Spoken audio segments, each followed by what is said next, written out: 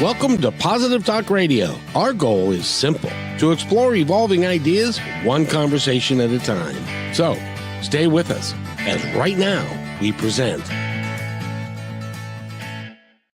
Oh, we have a wonderful guest today that we're going to share with you. He is somebody I've been wanting to talk to for a little while now, because he is a Western author in the vein of Louis L'Amour. And if you don't know who that is, you can pretty much, and I think the same thing applies to David, you can probably go to any bookstore in the country and you will find some of his work there, in paperback or hardback. And well, certainly in any airport in the country. If you're gonna fly from where David is, which is in Texas, to Seattle, that's about a 4-hour flight, and then you can pick up one of his books and you can enjoy reading all the way from there to here and have a good time. David, how are you today? Doing great. Good to be here, Kevin, with you. Yeah, it's good to have you here, because I fell in love with Louis L'Amour way back in the day, because he was prolific in his writing, just like you are. And it was a lot of old Western stuff, and some of them John Wayne acted in movies and all that sort of thing. And it was great fun to pay attention to it. And you are in that vein. And I want to welcome you to the show. It's great to have you here. Good to be here. And let's talk about you. How did you get into the idea of writing, especially writing historical fiction and about the Old West? Well, I was sitting on the front porch with my family, listening to my grandparents and my dad and uncles talk about the early days of Austin and when it was founded. And I kept hearing the story, and especially the story of little boy that would have been my cousin, about 5 times removed, getting captured right there on what we call Lamar Street in downtown Austin now. At that time, Shoal Creek ran through there, and he was captured by the Indians, and his father was murdered during the rampage. And that little boy, 9 years old, made it all the way to Santa Fe, the Santa Fe area, not necessarily the village of Santa Fe, but was then traded to the Comancheros, and they went to auction him off at the Pueblo, which I found out later. My parents were not aware of that thing, but he was ransomed for $60 in silver. And I thought, that little boy, 9 years old, and at the time I heard the story, I was about 10. I thought, man, to walk all the way, that has to be one hell of a story, and it needs to be told. And it just something I worked on from the time I was a young boy, thinking that this story needed to be told. And that's when I'll tell you, Kevin, I tried to find someone, a ghostwriter, to write the story. I didn't go through journalism or anything like that. I'd done a newsletter or two, and written a few articles, op-eds, and what have you. But I didn't know the first thing about it, and that was quite some time ago. And I belong to the Writers Guild, Austin Writers League, Texas Writers League now. They've changed the name several times since I've been a member. But everyone I talked to said I needed to write the book myself, because I had the characters in my mind. I could describe Fayette. I could describe his father. I could describe his great-great-grandfather, who happened to be the same, be also my great-great-grandfather. And I had that all down from my research of 20 or 30 years. And I was the only one that could write it. They told me correct, and that's what I did. And now I'm into my 5th book. Has just been finished. It should be on the market by due February the 1st to be launched.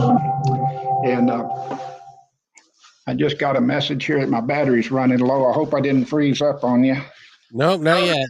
Okay. I hope not. Maybe this plug over here is not working. I apologize for that. But that's how I got started in it, and been doing it now for a little over 20 years. Well, it's and the saga is called the Westward Saga, correct? Well, plural, Westward Sagas. And Uh, I have that trademarked. I noticed some people are kind of infringing on that, but I guess I'll have to let the attorneys take care of that. But it's the Westward Sagas is a registered trademark of mine. well, it's really cool. By the way, would I be betraying a book if I asked you what happened to the 9-year-old boy? Now, Uh-oh. Well, by the way, we're talking with David Bowles. He is the author of the Westward Sagas. He, I think, had a problem um, with his battery. So we're just going to kind of hang out here for a couple of moments. And while I got a moment, I'd like to tell you a few things if I could. One of which is that positivetalkradio.net is where we house all of our videos. We're also on YouTube, Positive Talk Radio. And if you go to positivetalkradio.net, though, we've got a store where you can pick up some swag, and I guess that's the new way of calling it, and that sort of thing. And you can enjoy all of the things. And he's gone now, so we're hoping that he's going to be able to migrate his way back. We'll see in just a moment, but um, I do want to tell you that we've got like 360 shows on positivetalkradio.net, and we are also on YouTube in 3 different channels and Facebook. And if you are interested in working with us, we also have a media production company called kmmedia.pro. And you can go there, and there's a little store, and you can, if you want us to help you to design a logo, if you want us to help you create audio and video, we even have done a trailer for a book. And we've got a great team of people that put together some great stuff for you. So if you're interested in doing that, we can put up that all together for you. And that's kmmedia.pro. You can go there and find out all the information you need. And and by the way, we were talking with David Bowles, and I'm hoping that he is going to be coming back as soon as he replaces his battery. That's me hope anyway. So we're just going to hang out here for a couple of moments and see. Like I said, we do these shows live, and so this kind of thing kind of happens from time to time. And I hope that you will stay with us and enjoy what we are doing here on Positive Talk Radio. And it's like I said, if you're tuning in now and you'd like to hit a comment and just so I can talk to you instead of David until he comes back, and hopefully he will be back here in just a couple of moments or two. I seem to be having some problems with my lighting as well, so I hope it's not me that has got a problem. But it's great fun, and I'm enjoying it. By the way, if you that is really weird. Why am I losing power? I don't know. It's the weirdest thing. But again, Positive Talk Radio has been around now for a couple years. I started way back in 2003 with a radio show on KKNW 1150. And there he comes back. We've got him. We got him right. We got him back. There you are. Apologize. That's okay. That's okay. Those things happen. Yeah, it's a lighting bar, and we're going to have to do without it, Kevin. That's perfectly okay. You look fabulous. Thank You you. look like a Western icon. Oh, okay. I've been called a lot of things, but icon wasn't one of them. Well, but you should be called an icon because you are a prolific writer. I was looking at all of your events that you've been to, and it's like it scrolls and keeps on going and keeps on going and going. Yes, and it's amazing. At one time we had a kind of a head count on how many places we'd been, and it's where I put all the miles on with with Becca, my dog. I take her with me everywhere I go, and they seem to like her. I thought about having her come down with me today, but I thought she'd not take over the show, and I didn't want to let her overdo me. She does that sometimes. Well, now let's talk a little bit about your travels. You got into a motorhome, and you went all over the country. Where'd you go? Well, let me tell you how the story happened. I wanted to go. I always wanted to go to Alaska. Wanted to go to Canada. And of course, I'd been a RVing for quite a few years before that. But in 2014, I decided I'd sell my home on Goat Creek, and then I would sell my furniture, my Western art, everything I had, and pack up and buy what they call Class A motor coach, a 42-footer, and we headed off traveling. And we made it to Alaska, Canada, all around, been to the East Coast and the West Coast, and done a lot of traveling. As you can see, with some of the places that I've been there. And I've spent a lot of time up in Jonesborough, Tennessee, because that's the storytelling capital of the world. They have the National Storytelling competition there the first weekend in October of every year. So I made it there about 3 years. So yes, I've been around, and I loved it. Quite frankly, I sold that Class A just recently in the last few months, and bought me what's called a Class B, which is a scaled down version of that.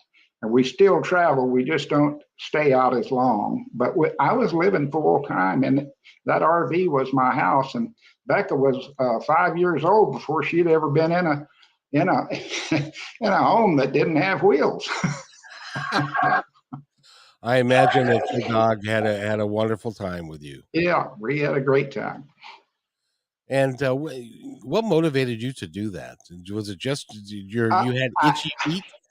as a young boy, I had an aunt and uncle that bought one of those Airstream bullet-looking type things, and they would come and stay with us and just camp in our backyard when I was a kid, and I thought that was a way to live, and I had wanted to do that for a long time, and the opportunity came up that I could do it.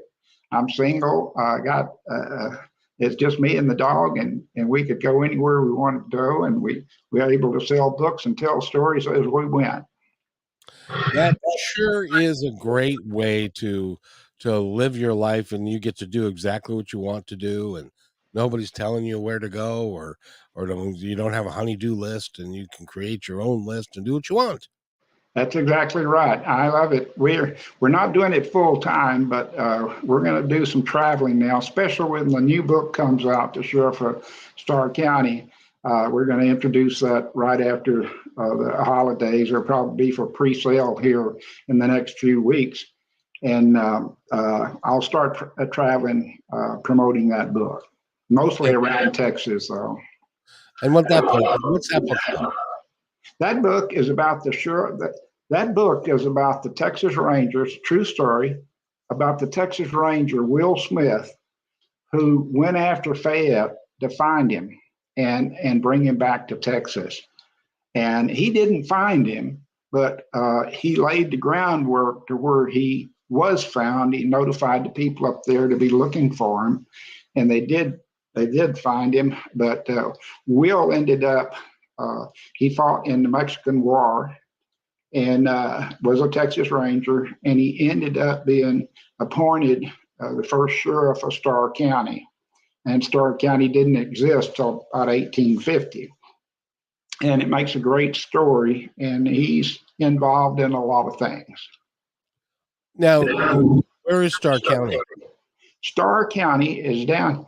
If you watch TV, you'll see it pretty regular. The county seat is Rio Grande City, and it's right on the Mexican border, right across from Camargo, and right now, Falcon Lake is just west of there. So it's in the Rio Grande Valley. And I say that because there was a lot of illegals coming across there, so it gets a lot of got a lot of press, a lot of attention right now. Yeah, and it's a great place for what they call getaways. A lot of getaways, hundreds of thousands of getaways go through there all the time, and so it's not just a real safe place to be right now, but we're going to go anyhow. Well, you gotta go have some fun. That's right. That's right. Now, I wanted to ask you, because you're a historian and you have worked with writing all the way back, starting at like 1836 or 37, I believe, right? Well, actually, my story, my first book, Spring House, starts in about 1760, and of course, I have a little backstory back to even 1750, and that was, considerably before the American Revolution. The family had been in America 99 years before the American Revolution.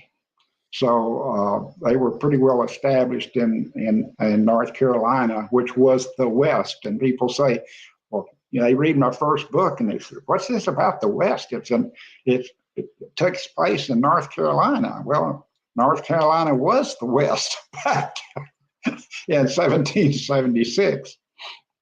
Well, and people got to remember that the Louisiana Purchase didn't happen yet. That's right.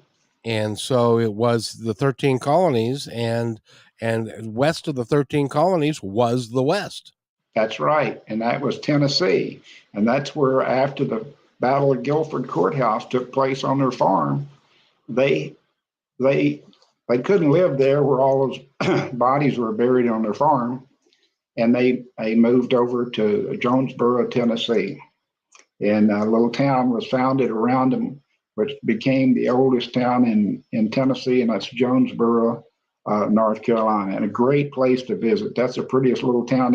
It's just like it was back when it was established. I believe in 1797 was when it was established, and it was part of the state of Franklin, which is a little. They had their own little government there for a while, and that's. Jonesborough is just real close to Greenville, Limestone, Tennessee, where Davy Crockett was born. We talked about that the other day. So we spent 3 summers up there in the Davy Crockett Birthplace National Park in our RV as I wrote that second book, which was Adam's Daughters, which was about the family and the daughters and my great grandmother that came to Austin. So it's the same story going on and on until they got to Texas. Now that's Tennessee was right around the place where Daniel Boone was wandering around at one point, wasn't he? Well, Kentucky, more or less, but the states weren't even established then, so they were close. But the woods of Kentucky mostly was Daniel Boone. But old Davy Crockett, he was born there in Limestone, Tennessee. He was not born on a mountaintop. He was born on a creek bank, Limestone. But it makes a good song. It wouldn't sound too good. He was born on the Lime Creek. Yeah, and I remember growing up and Davy Crockett, and when I was a kid. This coonskin cap that he's famous for was a big deal. If you ever got one of those, you were like a hot kid in the neighborhood. Yes, and I had one. Well, let me tell you about that. David Crockett's birthday is August the 17th, and every year we have a big shindig down at the Crockett Hotel here in San Antonio, which is only about 15 minutes from where I'm sitting right now. And it's a pretty good story. We lost one of our good who could really sing that song, Davy Crockett, and King on the Wild Frontier. Yeah, you got a minute for just a little short story? Of course. Well, when I got my coonskin hat and all, and my dad took me to the Alamo for the first time. I guess I'm probably about 10, 11 years old. And I got pretty hooked up on it. I even had an old long, of course, it was a Tory rifle, kind of like Davy Crockett had. I had the Moxicans. I had everything. I tried to look just like old Davy Crockett. And of course, my name is David. And by the way, David didn't like being called David. He liked, his name was David. He would let you know that. But I got some. I had a chance to go down and go to the little drugstore not too far from my house, and when I get a chance to go in there, I'd take a roll of nickels, and I'd start playing that jukebox song, Davy Crockett, and I went in there. I put it on play for about $1 worth of nickels, and that's 20 plays. And waitress came over, and I was sipping on a shake like they used to make in this old drugstore, with a soda fountain. Yep. And she says, how many did you put in there? And she says, I said, I put in all the nickels I had.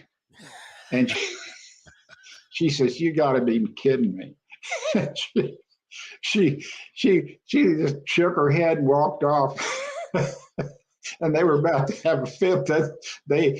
After you've heard it about 20 times, it's kind of like my favorite old song for about 2 rounds is Grandma Got Ran Over by a Reindeer. And it's kind of funny to hear it once or twice, but about the 10th time, yeah. But those waitress says, oh man, here he's coming. Let's go unplug the jukebox. David, I really like to talk to people that have been on the planet for a while, because your life experience is so different than when we're talking about, as an example, the shakes, the way that they used to make them. They actually used, dare I say it, real ice cream back Right. then, and they would put it into the mixer, and the person that would do that would be called a soda jerk. That's right. And those days are long gone. But I kind of, that was a little bit before my time, but I kind of miss those Yeah. days. They seem to be, a lot of Yeah. I mean, And every drugstore had a soda fountain. yeah. And that's how Dr. Pepper and Coca-Cola came about. They were medicine products. Dr. Pepper was in, I guess it was I might get my towns mixed up. I believe it was Waco, Texas, where it got its start, and it was that's why it was named Dr. Pepper. And they would make it at the fountain. The drugstore would they knew what the recipe was. Somebody was ailing, they'd drink a Dr. Pepper. And Coca-Cola, of course, we know where Coca-Cola got its name. From the Coca plant. Yes. And so it was considered medicinal purposes. Well, the interesting thing about that is, for those of you that think in terms of going to the convenience store and buying a bottle of Coke or a can of Coke, in those days there was no such thing. What they did is it came in a liquid, and they would mix a certain amount of the Coke in with soda water, and that became the mixture that they would use. But you couldn't buy it in a bottle, or a can. None of that existed at the time. There was no distribution at that time. And it came about, I guess, about the time I was 9 or 10 years old. Coke came out in a little short bottle. It was a nickel, and that was the price it was everywhere. It didn't matter where you went; it was a nickel. Had it pop that cap on it, and they were really good. They fizzled in, and they were made with real. They were made with real sugar cane sugar. And today those products are made with beet sugar, which is not the same. So it's totally different product now. Yes, it is. By the way, do you remember when you were a kid and you'd go to the gas station? Do you remember what the price of gas was? 29 cents. You're absolutely right. And let me tell you something else. Not only was it 29 cents, but they gave you green stamps. And if you once you bought a certain amount of gallons, they'd give you a set of glasses or some kind of little thing. They did your windshield, checked your oil, and all 4 tires. I remember those days. We went to a place called Marty's on Lake City Way in Seattle, and you'd go there, and if you filled up, you got a quart of ice cream. A quart of ice cream. And that was the only ice cream that I had growing up for the longest time, because we were not very wealthy, and so if we would get that ice cream, and that's the ice cream that we had. And that it'd fill a car up and get you, yeah. And all of them had different things to entice you to come in, and there was lots of competition. There was, and they were all privately owned and owner operated for the most part. Well, we had one close by the house that I saw it on it would one when I was a young lad. It was called Humble, and then it became Esso. And you know what happened to Esso, don't you? No, sir. A Humble Oil Company decided that they wanted to go national, and they just said, "Well, we'll change our name to Humble because we'll get something exciting." Now, this was back many years ago. A lot of your listeners won't know about that change, but they changed the name to Esso and ESSO, and I couldn't ever figure out it. Suddenly it came back, and they changed it to gosh, what is it now? What is Humble now? God, I can't even think what it is. But Esso in Japanese meant stalled car, because it didn't go. So that didn't go too good, having their gasoline under the brand name of Esso. And I believe now it's not Exxon. I'm sorry. Yeah, they changed it from Esso to Exxon. And yeah, so a lot of things changed. Well, and you remember back in the early '60s, and television was black and white. I grew up with black and white TV only, and there were like 4 or 5 channels depending upon where you lived, and then there were the rabbit ears. If you use the term rabbit ears now, they have no earthly idea what you're talking about. Yeah. And you'd have to get up and turn them, put a little tinfoil on them. If you didn't have a real good reception, you'd cut little strips of tinfoil and tie them around the top. And of course, where I lived in Austin, Texas, we didn't have but one channel. It was KTBC. Followed by the name of Lyndon Johnson owned that station, and it was pretty difficult for anybody else to get in for any other station. I'm thinking, can't remember what network they were with, but it was either CBS or NBC. And it took many years before the other station came in. But we only had one station, so a change in the channel wasn't a big deal. It's on Channel 7. That's all we had.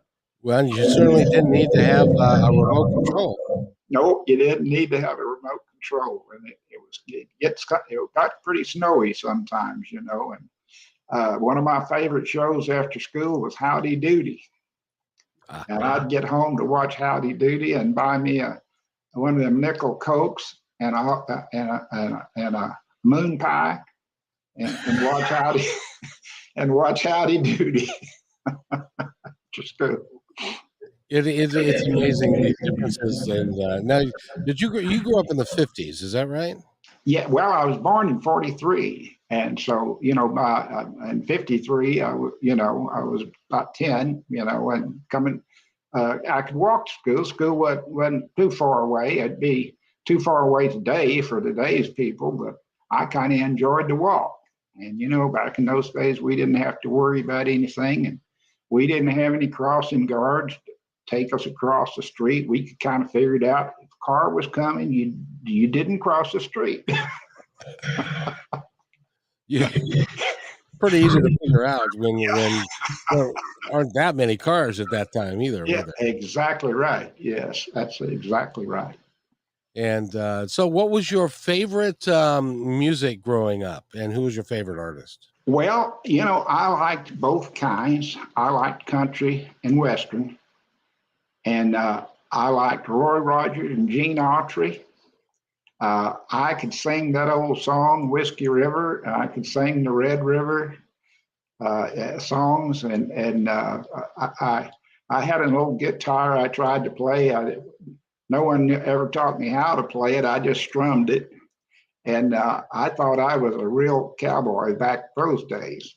And but I did like that music. And now growing up and getting older, I grew up there in Austin, and Willie Nelson was playing in the little local places, and I had a friend named Rusty Weir who he ran around with Waylon Jennings and some of those guys, and I kind of got to like the new Western swing as they called it, and then got into to old Willie. Old Willie still, he's exactly 10 years older than I am, and he's still. My goal is to just keep on strumming with him, but without all the hemp.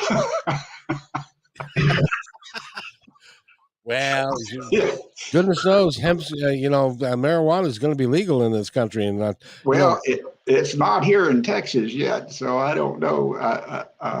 But they've made it where it's not a criminal offense anymore to use it. But it's pretty popular over, especially in Austin. Now, I live in San Antonio. It's a little bit different down here. Austin's a very metropolitan city, and it's nothing like I left in 1968. It's totally a new world over there. They don't even talk my language.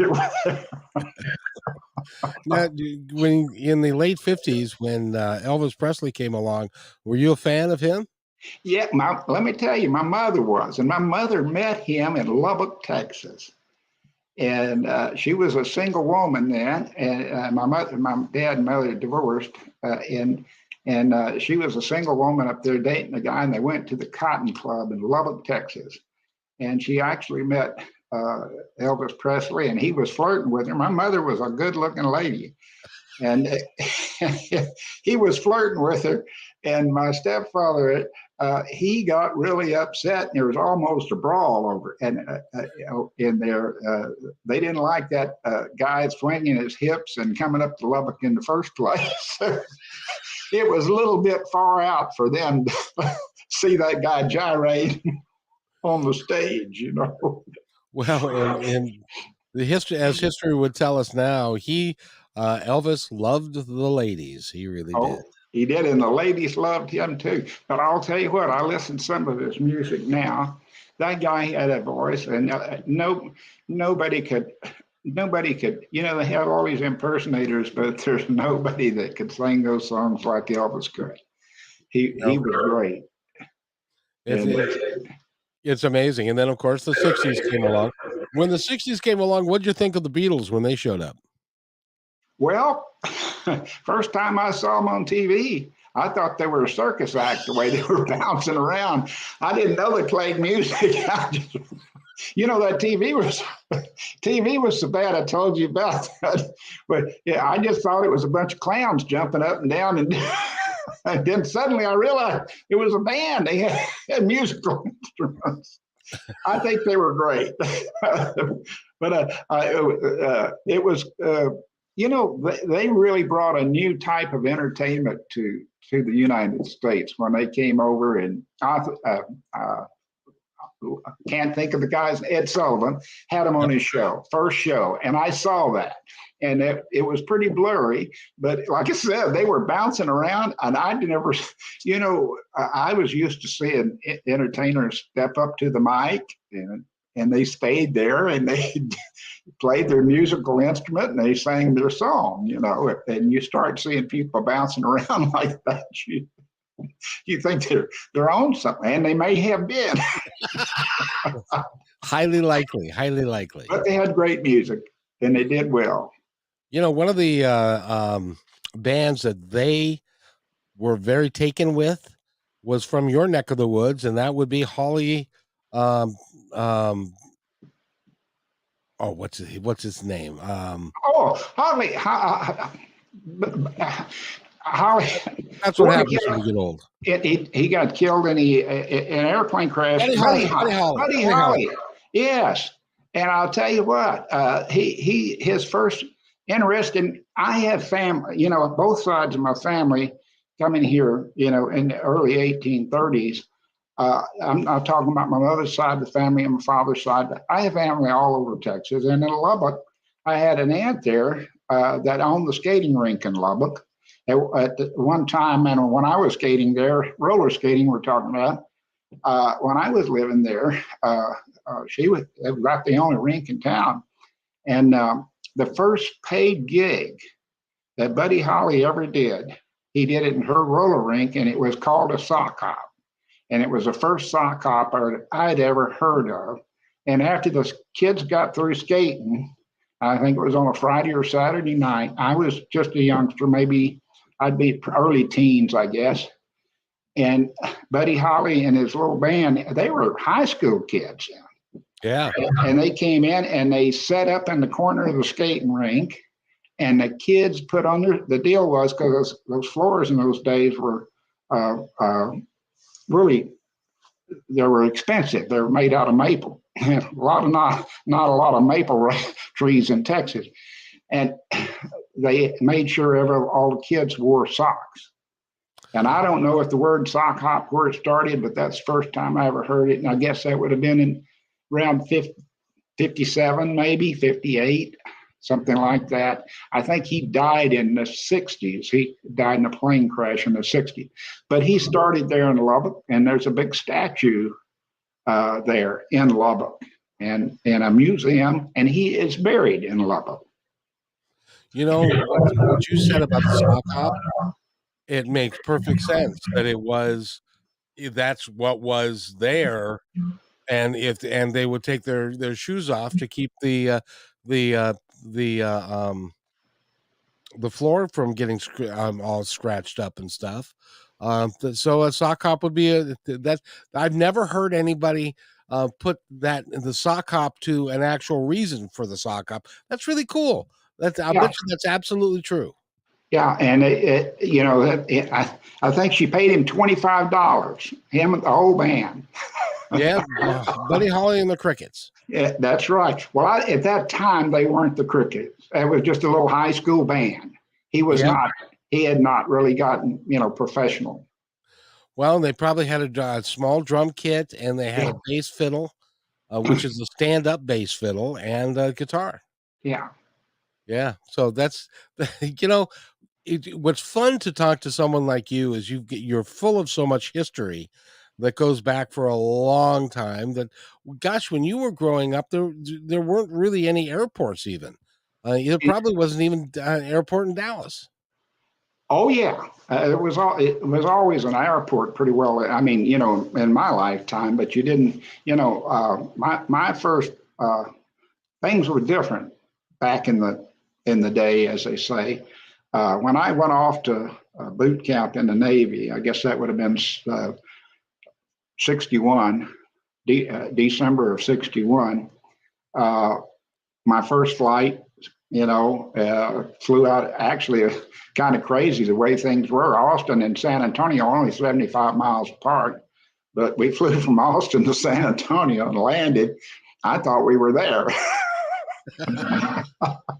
but we weren't. Some other people got on the plane. It was a regular flight, and it was Braniff then. Braniff was the big plane then, but they had props, man. They didn't have. Yep. They had a little different flying and a little bit slower, but the major cities did have airports. Dallas had Love Field, and Houston had Hobby, and Austin had, I guess they were just a municipal airport, which today is right downtown. It's long gone. They've moved out. Yeah, flying by plane now. That's why I have an RV, because I don't fly anymore, and not because I'm afraid of flying. Don't have a thing. I just flew many, many miles back in the day when when you were treated, that was a place that people wanted to travel first class, you could do it. Today, airline travel is peasant travel. I really mean that. They treat you like peasants, getting on your luggage and that sort of thing. That's why that RV is so good. And I have a rule: if I can't drive there in my RV, I don't need to go there. Well, now you were driving a 42-foot RV. Did you have any trouble with? Now, do you need a special license to do that? No, sir, not in Texas. You don't. That might be some states, but I quite frankly think that everybody should, because we got some people out there driving 42-foot vehicles with. And get this, I had to pull my Jeep behind there so that when I got to where I was going, I could, go to town or wherever I needed to go. You just can't take a 42-foot, and then you're pulling the Jeep behind there. You're looking at 60 foot. And I stopped to see a friend of mine that owns a bookstore named the Cactus Bookstore in San Angelo, Texas. And a guy that Felton Cochran I've known for many years. Matter of fact, he's the largest retailer of Elmer Kelton's books, I guess, in the world. Elmer Kelton lived there in San Angelo, where he's at. I told him I'd come by and have lunch with him, but I said, you're going to have to find me a place to park my RV. He said, oh, no, there's no problem. I got 3 parking places out there in front of my store. I said, Felton, I need 10 parking places with nobody in those spaces. And by golly, when I pulled up there, he had managed to get some cones and stuff and put out there. He had enough to park right in front of his thing.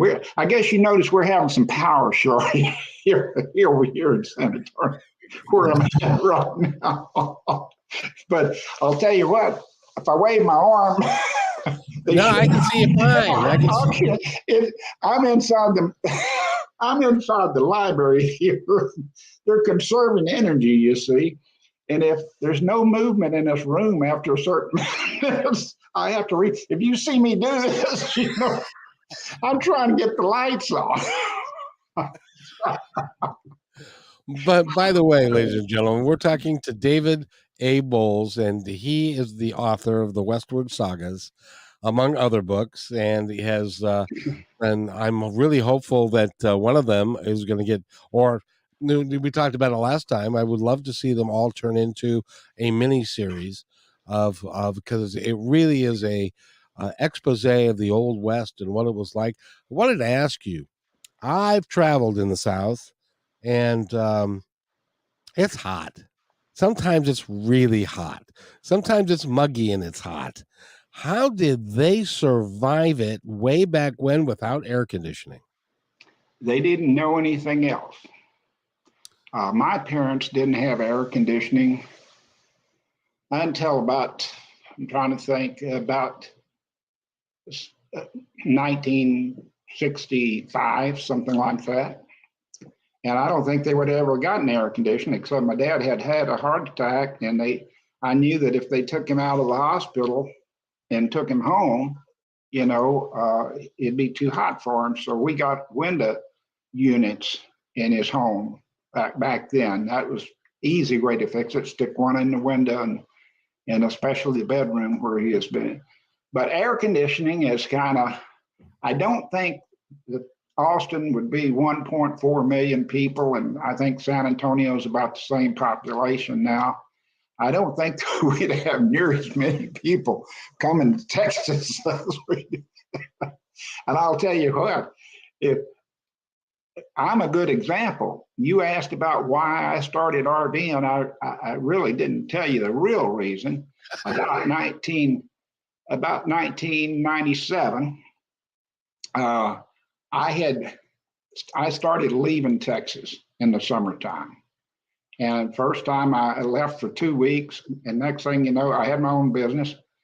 Next thing you know, I was going for a month, and then I finally just said, the heck with it. And I started to deal. I left Texas when the last bluebonnet lost its bloom. And that's usually May, just about Memorial Day time. And I didn't come back till Labor Day. And I've got it now. And next year when I leave, I'm not coming back till Thanksgiving because I don't like the hot heat.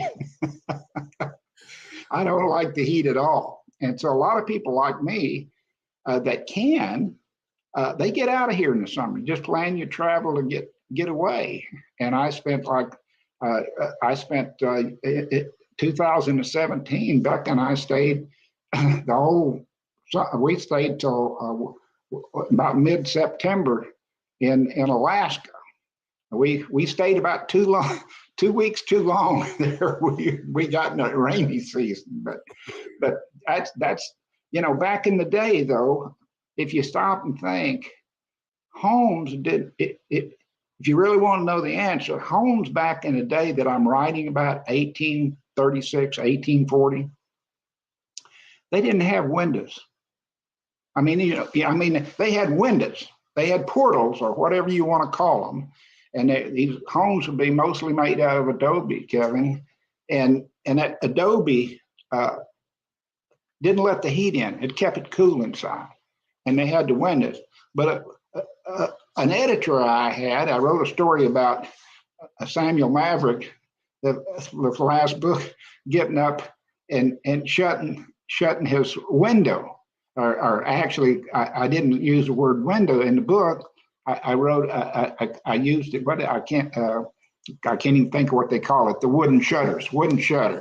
He closed the wooden shutters, and she changed that. They pulled the window down and lowered the shade.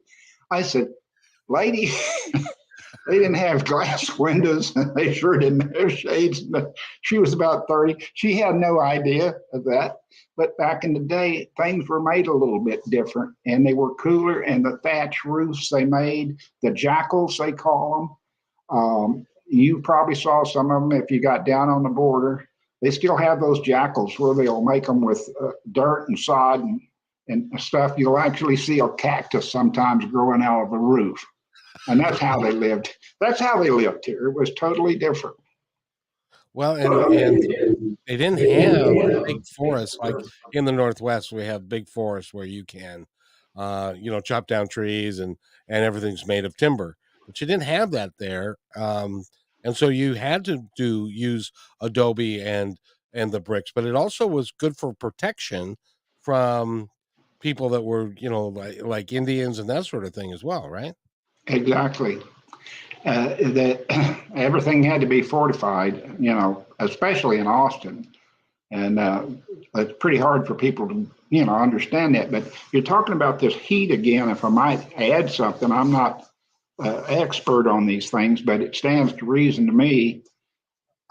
Things were, like we say, if I could go back, the skyline from where I lived, we could set out on the front yard and look at the state capitol. And it was the only big building that you would see downtown Austin. They had some buildings that were maybe 6 stories or something like that, but nothing like the Capitol. The Capitol was the tallest thing. If you look at Austin now, it's nothing but glass and metal and cement.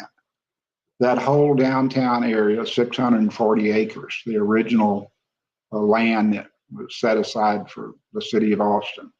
And that's a 1 square mile by 1 square mile is a section. I said an acre, I think, but I meant a section. And all that glass, can you imagine? And then hitting that glass and the sun bouncing off. It's just like being in the water. When you're on a boat in the water, it seems so hot, and you're sitting, you're laying there and you can't figure out why it's so hot.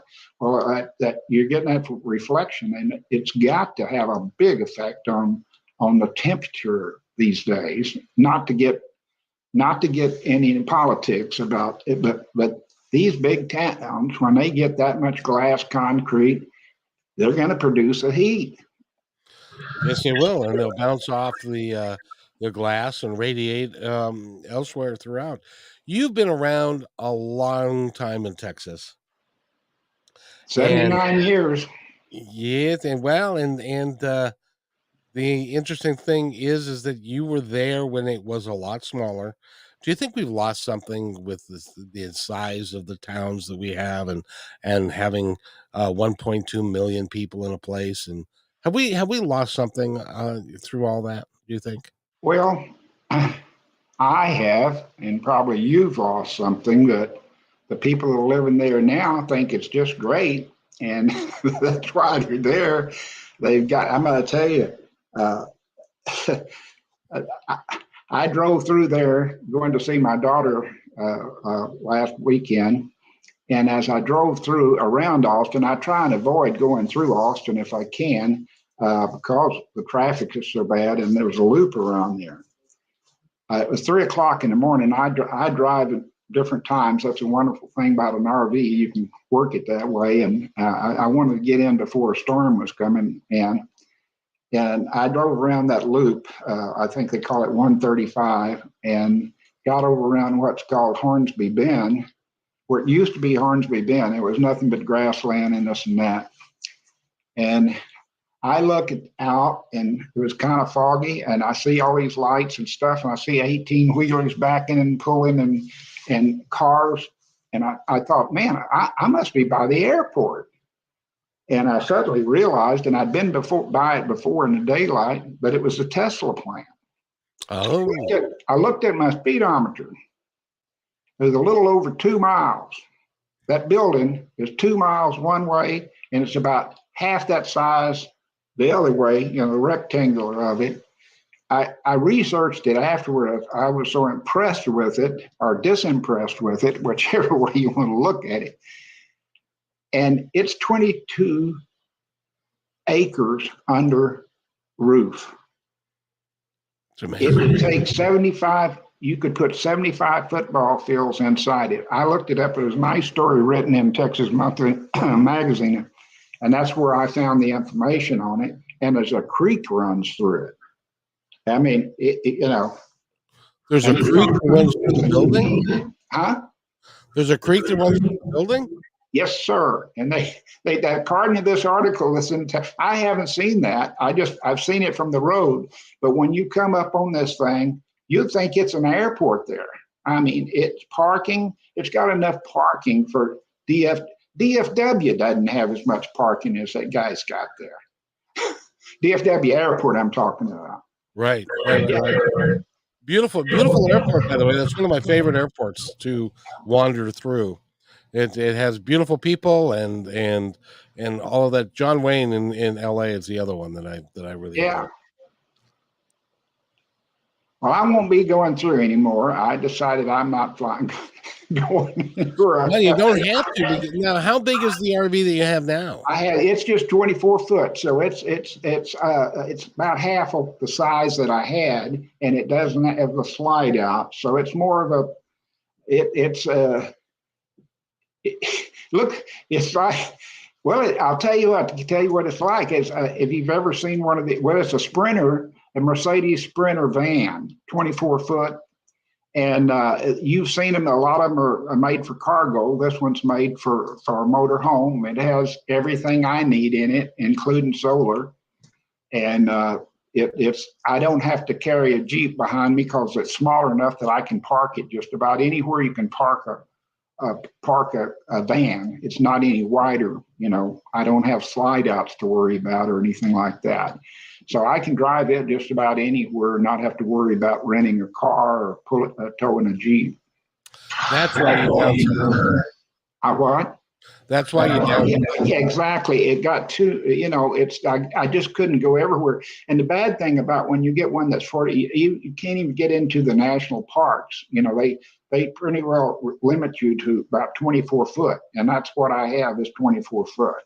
You can't get any longer than 24 foot towing. And that's a good reason because you get a bunch of 42 footers. Some of the national parks now will let you, but most of the older parks won't. Very good. I could sit here and talk to you for hours because of the history that and the living through such tremendous change in our times. As an example, when you were a boy going to elementary school, I'll bet you didn't even have any computers. No. I'll tell you what I had. I had a Big Chief notebook, and I had some number 2 pencils, and, and and my dad gave me a pocket knife so I could sharpen my pencil. And you know what? You can't carry a pocket knife to school anymore. No, And you you know can't. something else he gave me when I was 12 years old? He says, you need to always have a bandana in your pocket, a red bandana. And that's kind of my trademark. If I stood up, I could show you my red bandana, but I don't want to do that. I got this thing working here and I don't want it to go out on me again. But think about this. I went to school.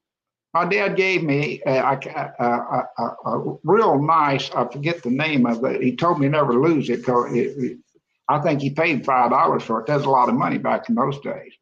And the brand name, I can't think of it right now, but I carried that for many, many years. And in FFA and stuff, I won't tell you what I did with that knife sometimes, but it had to do with neutering animals. but I had that knife. I carried it to school the day I got out of school, and nobody ever said a word about it. And I carried a red bandana in my left hip pocket. Well, I guess it was about 1995, I was asked to go to a high school and talk to a high school. And I went in there to talk to them a little bit about Texas history. And the principal, I had to go into the principal's office and register and all that sort of thing to do. They even had security back then. And he looked at me, and we had a pretty big gang problem here in San Antonio at that time. And he says, I'd appreciate it if you tuck that red bandana in your pocket. I said, well, if I tuck it in, I can't pull it out. When I need it, I might need to blow my nose or something.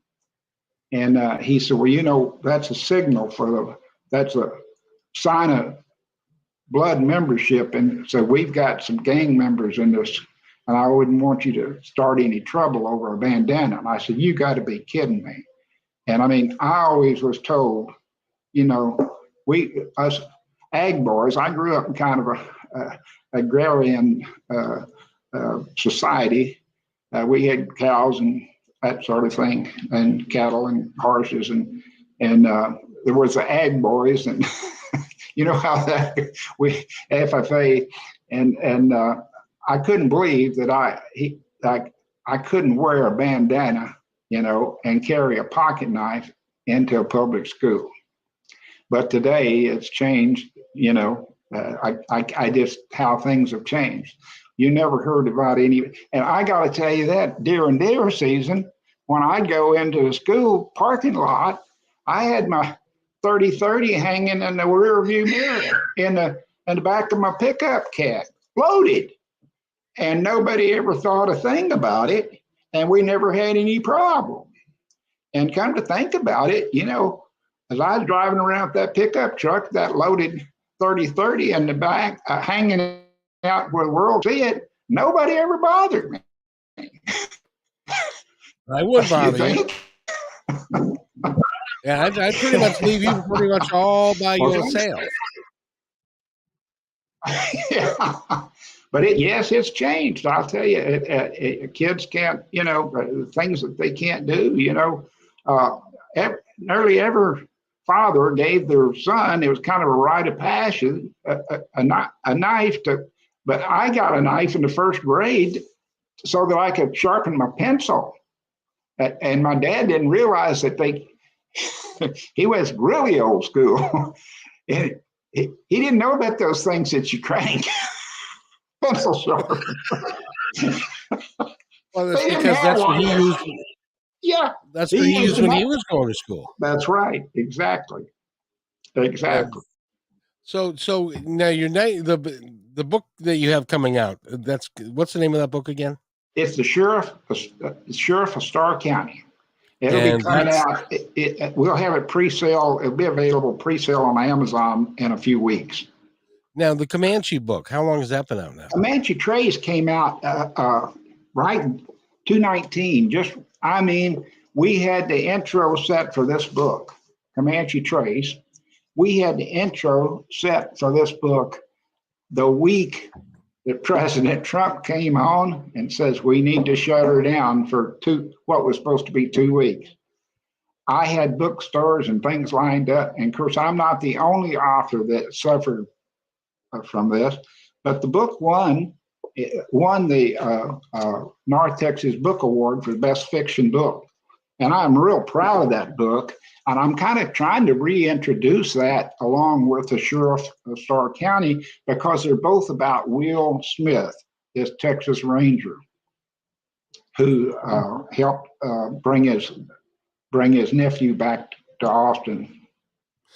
I just love the Western sagas of like the Texas Rangers and the Cowboys and the guys that had so much. There's so much you don't see when you're talking about guys going all over the. There's no bathrooms. The water's hard to find. They have to know where it's a real art form to be able to get around so that you can get the water that you need and places that are safe to sleep and that kind of thing. Well, yeah, and it was a different world then, and they had to be tough to survive, and a lot of them didn't survive. I was going to ask you, do you know what the average lifespan was back then? I've heard that it was around 50. When the person got up to 60, that was really old back in those days. And of course, my four great grandfather that was killed by the Indians in Austin in August of 1841, he was about 60, and that was pretty old, for the time. And his son that was killed also, but in separate incidents. 7 months earlier, he was in his 30s. So yeah, a 50 or 60-year-old man, that's there's so many things to get them. There was rattlesnakes. Rattlesnakes were a big thing. I've got a family cemetery up on Lake Travis, and I go up there every once in a while to check on it, make sure everything's okay. And there's only about 10 graves in that family cemetery, but most of them were killed by rattlesnakes. Really? At that rocky land up there around what's now Lake Travis, which didn't exist then, and their graves are right there overlooking Lake Travis, and several of them say they're killed by rattlesnake. That's what they had engraved on the stone. And so, yeah, rattlesnake. My dad was rattlesnake bit. He was bit by a copperhead when he was a young boy, and they didn't even take him into the doctor. And when he got rattlesnake bit years later, they did take him into the doctor, and it was 8 hours before they lived way out in the country. And to get him into town, that was a weekend, and finding medical, he ended up going to the hospital, but 8 hours had passed from the time, and the doctors couldn't believe that he lived through it. As I remember, I was just a little tot, but I remember his arm looked like a leg. It had just swollen up so bad and turned blue, but he survived two snake bites. So yeah. Was he able to keep his arm? Yeah, he kept his arm, and he lived to be 91 years old. Oh, good for him. He raised cattle and took care of them right up to the end. I mean, I pretty well had to take over with the cattle about 10 years before he passed. But and I'm not handling those cows anymore. I got out of the cattle business when I started writing books. Well, it's interesting that I really think that in the pioneer days and in the 1800s and stuff, if you were not fit, if you could not handle a lot of stress on your body and the things that you had to deal with, and you died young and you didn't have children or whatever, only the fit survived, and so that's how we became even more hardy. Isn't that kind of true? I'm a big believer in that, and today we have such sedate lifestyles, sitting around playing with the phone. Your phone now is your play toy. The computer, all of media and stuff that takes you away from physical movement. That's really destroying our country, well, our world. People don't stop to think about it. So many are not getting enough exercise. And I know so many people that, their health has to do with the lifestyle. They're not getting the exercise. They're, behind the computer and that sort of thing. And we had no choice. I had a military man tell me this, and I know he's right. He says, we had to start taking women into the service, make it where they could fight. I mean, we've been taking women into the service, for many years, but just only a few years ago did they start allowing women into combat. And this retired colonel told me, he says, Dave, the reason they had to do that, they can't get enough qualified men. And it kind of makes sense. If we had to raise an army right now, we'd be in a hell of a shape if we got into one big war. But fortunately, we're not in that yet. But that's something to think about, because getting fit is, when you join the service like I did, they sent me out to basic training. In those days, it was in San Diego. And I'm going to tell you, they got you in shape real quick. Yes, they did, and that's the other problem that the military has. My son is in the Air Force, and he's telling me that they have trouble getting recruits that can pass a physical, exactly, of the weight height ratio, and be able to physically move like we used to. Well, and police and fire departments are having the same problem. They've got to have somebody that can move Yep. and carry their buddies and that sort of thing. And so, excuse me, wave my hat here. I'll turn the lights on. That is the coolest thing. That is so cool. So, but David, it's been a pleasure talking to you, sir. It's a pleasure talking to you. We get to talk more in a couple of weeks, so I'm really looking forward to that. Okay, I'll look forward to that, Kevin. Thanks for letting me on your show. And if somebody wants to buy your book, they can go to the westwardsaga.com, right? Yes, westwardsagas.com. With an S on the end of with saga. An S on, yeah, plural. Or David A. Bowles, author.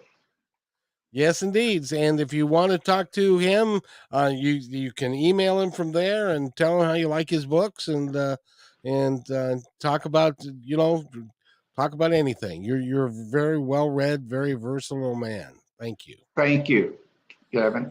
It's been awesome, and I want to thank everybody for tuning in.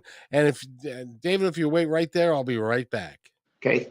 Hey, thanks for enjoying this episode all the way to the end. Please give us a like and subscribe to this channel. This has been a production of PositiveTalkRadio.net. Please visit our website, oddly named PositiveTalkRadio.net, for more details about us and our mission, which is to provide great positive programming designed to inspire us all. I'm Kevin McDonald, and I'm proud of these shows, and I truly hope that you'll like them and share them with friends and family. So on behalf of our entire team, remember, be kind to one another, because